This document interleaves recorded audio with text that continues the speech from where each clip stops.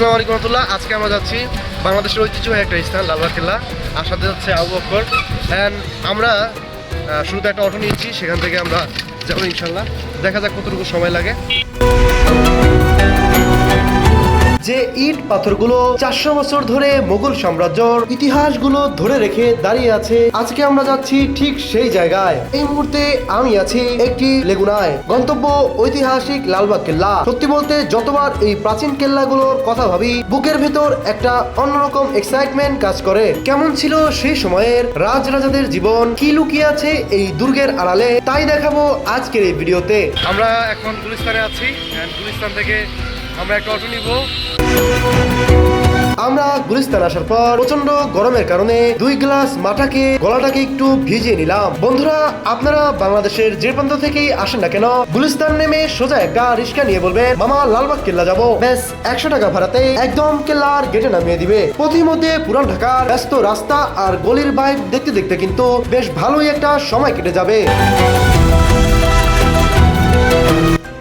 Right now আমরা এখন আছি লালবাগ কেল্লার পিছনে, আর টিকিট কাটতে যাচ্ছি। আর আবু বকরের তোমার অনুভূতি কেমন এখানে আসছো?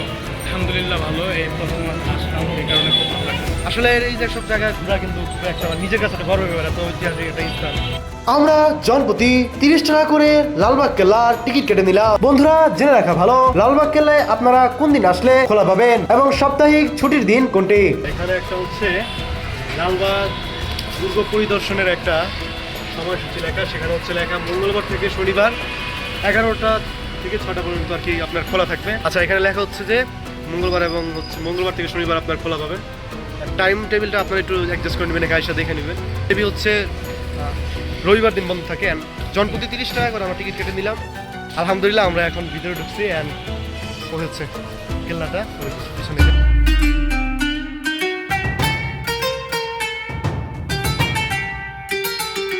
সালটা 1678।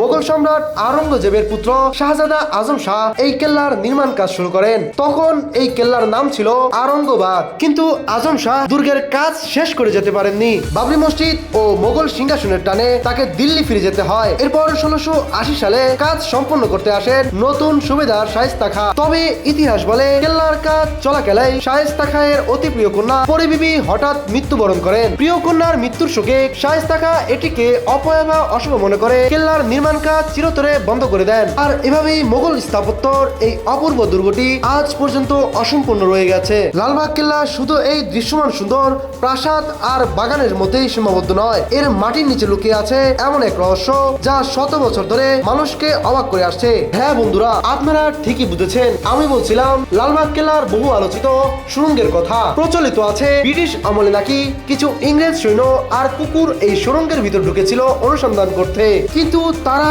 আর কোনোদিন ফিরে আসেনি। ইতিহাস থেকে জানা যায় মোগলদের তৈরি এই সুড়ঙ্গ পথটি শত্রুপক্ষ আক্রমণ করলে সৈন্যরা যেন নিরাপদে বুড়িগঙ্গা নদী পার হয়ে পালিয়ে যেতে পারেন, সেজন্যই এই সুড়ঙ্গ পথটি তৈরি করা হয়েছিল। আজকের এই ব্লগটা কেমন লেগেছে সেটা অবশ্যই কমেন্টে জানাবেন। নতুন কোনো ব্লগে আবার দেখা হচ্ছে। এরকম ঐতিহাসিক ভিডিওগুলো পেতে চ্যানেলটি সাবস্ক্রাইব করতে পারেন। দেখা হচ্ছে আগামী নেক্সট কোনো ভিডিওতে।